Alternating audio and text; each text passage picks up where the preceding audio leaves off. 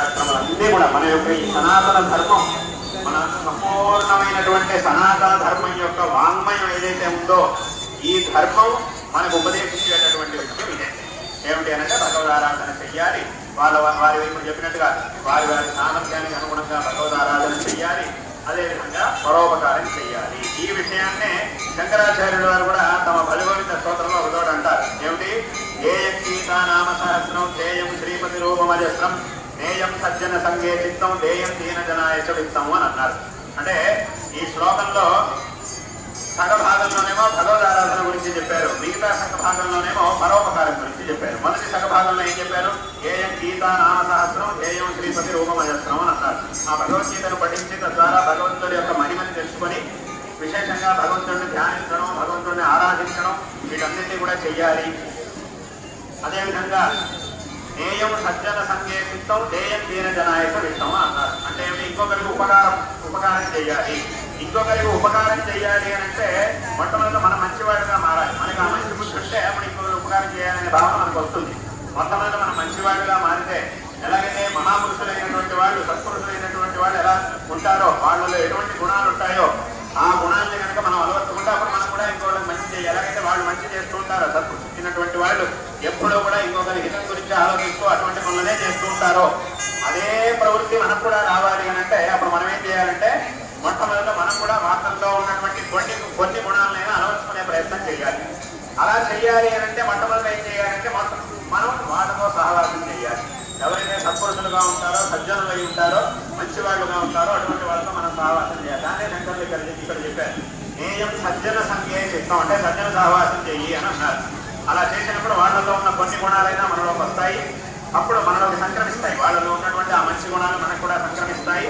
అప్పుడు ఏమవుతుందంటే ధ్యేయం దీన జనాయచ విత్తం, ఎవరైతే ఇబ్బందుల్లో ఉన్నారో, ఎవరికి ఉపకారం కావాల్సిందో అటువంటి వారికి మనం ఉపకారం చేయగలుగుతాము అనేటటువంటి విషయాన్ని శంకరుడు ఈ శ్లోకంలో ఉపదేశించారు.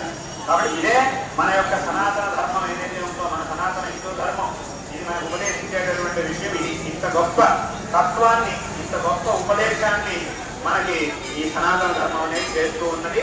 ఇదే మన యొక్క ధర్మం యొక్క మూలభూతమైనటువంటి ఒక ఉపదేశం. కాబట్టి ఇటువంటి ఈ ఆరాధన, ఆ భగవద్ ఆరాధనను విశేషంగా అందరూ కూడా వారి వారి సామర్థ్యానికి తగినట్టుగా తప్పకుండా ప్రతిరోజు, అందుకే శంకరాచార్య వారి యొక్క ప్రసిద్ధంగా అందరికీ తెలిసినటువంటి మాట భజగోవిందం భజగోవిందం గోవిందం భజమూఢమతే అని అన్నారు. వ్యర్థమైనటువంటి పనుల కోసం ఉంటే కాలహరణ చేయకుండా ఈ భగవద్ ఆరాధన మనకి లభించినటువంటి అమూల్యమైనటువంటి సమయాన్ని ఆ భగవద్ ఆరాధన కోసం, మంచి పనుల కోసం వినియోగించి తద్వారా భగవద్ అనుగ్రహానికి పాల్గొన్న వారిని యొక్క ఆత్మోద్ధరణని నువ్వు చేసుకో అని విశేషంగా శంకరాచార్యుల వారు ఉపదేశించారు.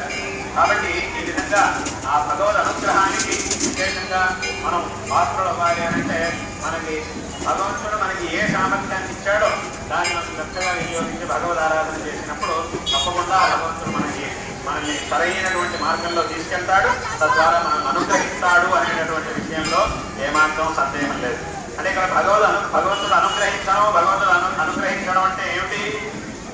భగవంతుడు మనల్ని అనుగ్రహించడం అంటే ఏమిటి అని అంటే మనం అడిగితల్లా ఏదడిగితే అది ఇవ్వడం అని కాదు. ఎందుకంటే అలా అడుగుతూ పోతే అది పూర్తి అవ్వదు, ఎప్పటికీ కూడా అది పోతుంది. అడుగుతూ పోతే ఇదొకటి దీనిపై ఇంకోటి, దీనిపై ఇంకోటి, దీనిపై ఇంకోటి, అది పూర్తి అవ్వదు. కాబట్టి మనం అడిగితల్లా ఇవ్వడం కాదు, మనకు కావాల్సిన దాన్ని మనకి ఇవ్వడం. మనకి ఏది అవసరమో దాన్ని మనకి తప్పకుండా భగవంతుడు ఏదో ఒక రూపంలో అనుగ్రహిస్తాడు. మనం విశేషంగా భగవంతుడి దగ్గర శరణాగతిలో ఉంటే మనకు కావాల్సినటువంటి దాన్ని ఏదైతే నిజంగా మనకు అవసరమో, ఎలాగైతే ఇంట్లో పిల్లలు ఉన్నారు, పిల్లలు ఏం చేస్తుంటారు అంటే వారికి ఏది కనిపిస్తే అది అడుగుతూ ఉంటారు. ఏది కొంచెం బాగుంది అని అనిపించిందంటే వాళ్ళ మనసుకి వెంటనే అది నాకు కావాలి, అది నాకు కావాలి అని అడుగుతూ ఉంటారు. ఇప్పుడు వాళ్ళు అడిగినట్లా ఇస్తూ పోతే అందులో మంచివి ఉంటాయి, కనిపించదు, చూడటానికి మంచిగా ఉంటాయి, కానీ అది వాస్తవంగా చాలా విషయాలు పిల్లలకి మంచివి కావు. అది చూడటానికి ఏదో బాగా ఉంది అని అనిపిస్తూ ఉంటుంది, కానీ అలా చూడటానికి